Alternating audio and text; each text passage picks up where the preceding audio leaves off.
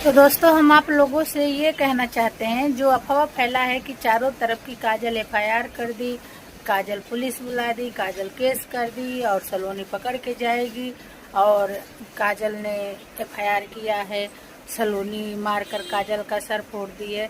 तो ये अफवाह, ये जो सब है काजल के बारे में गलत है।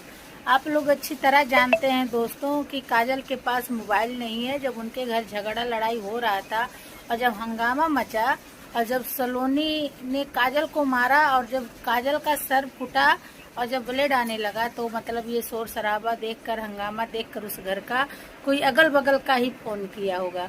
आप लोग अच्छी तरह से जानते हैं दोस्तों कि काजल के पास फोन है नहीं, तो कैसे तुरंत पुलिस केस करेगी, कैसे पुलिस बुला देगी, कैसे एफआईआर कर।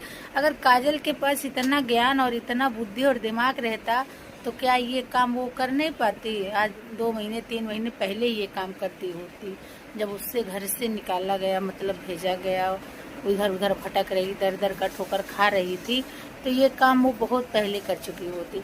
लेकिन दोस्तों ये जो किया है, मतलब काजल को अपना ही समझकर पुलिस बुलाया, तो 100 नंबर पे फ़ोन लगने से क्या दोस्तों एफआईआर और केस हो जाएगा? नहीं।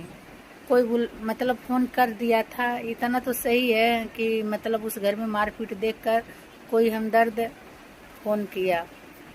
लेकिन एफआईआर वाला अफवाह जो फैला है, ये तो हमको यकीन नहीं आ रहा है।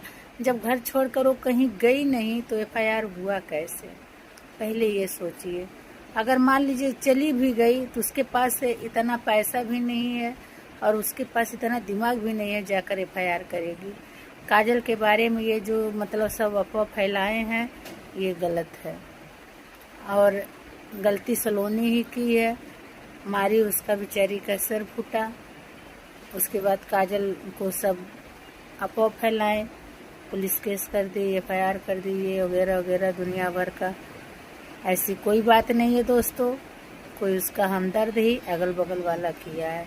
तो दोस्तों राज, आप लोग जान ही रहे हैं, राज घर छोड़कर भागा है और खोजने वाला कोई नहीं है, क्योंकि भैया भाभी में चल रहा है डिस्टर्बिंग और नाराजगी, इसलिए सलोनी और काजल खोजने निकली हैं। और देखो राज मिलता है कि नहीं मिलता है।